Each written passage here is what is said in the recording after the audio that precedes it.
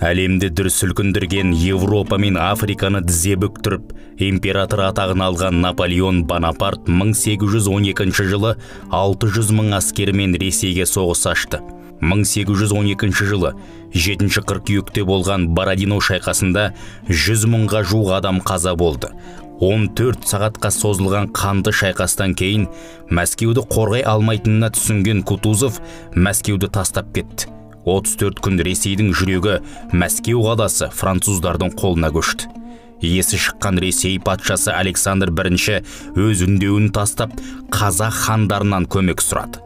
Орыстың басқыншылық саясатына қарамастан қолдау көрсетіп, достық пен ынтымаққа келіп, өз жерлерін қайтару жағдайын жасау мақсатында қазақ хандығы тұсынан әскери көмек көрсетілді.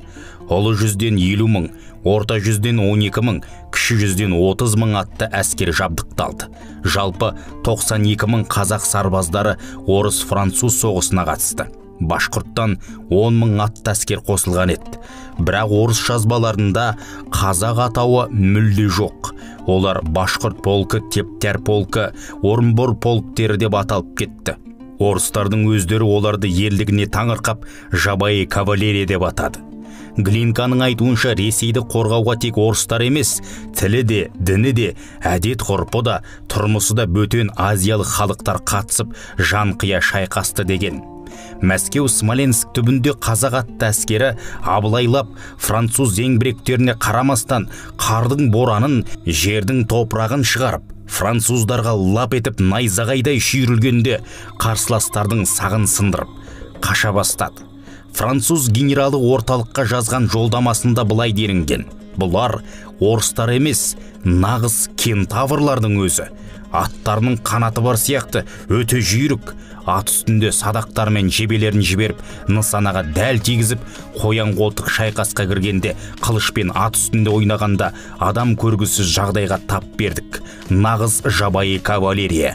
Қарсыласуға мұрша бермей, тұтқиылдан бүркіттей қадалғанда соғыс өнеріне әбден шыныққан гвардия екеніне күмәніміз жетті.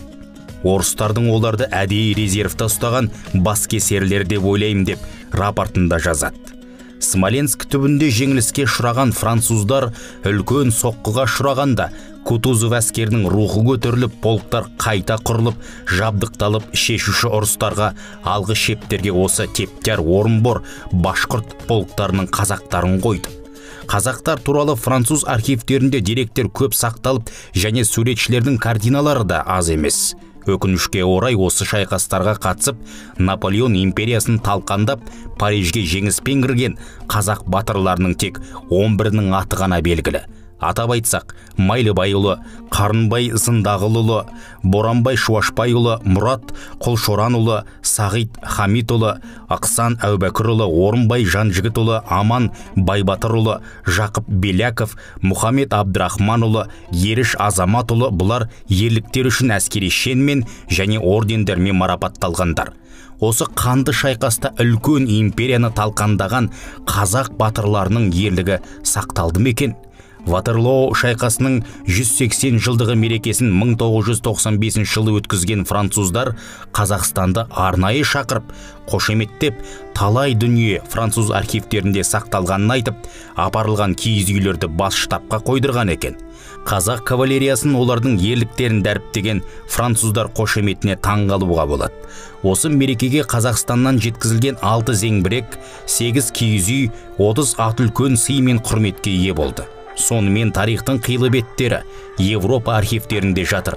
Шындықта сорпа бетіне шығуда. Бабаларымыздың қаны мен тері, ерліктері мен мүрделері бүкіл әлемнің түпкірінде жатыр. Біз кім екенімізді білейік ағайын. Батыр, дана бабаларымыздан өнеге алайық. Заман өзгерсе де тектілігіміз бен гендік негізіміз қанымызда. Ел үшін, қазақ үшін қалқан болатын ер азамат болайық. Бөлінгенді бөрі жейт дегенде 100-ге руға бөлінуді тоқтатайық. Ол жауларымызға ыңғайлы. Бір жұдырыққа жұмылған қазақ болайық. Қазақ атауының мәртебесін жоғары ұстаңыз. Бұл бабалар жолы, бабалар өсиеті, бабалар аманаты. Білгенге маржан, жинақтаған Бауыржан Сатыбалдыұлы, оқыған Қуат Ахметжанов.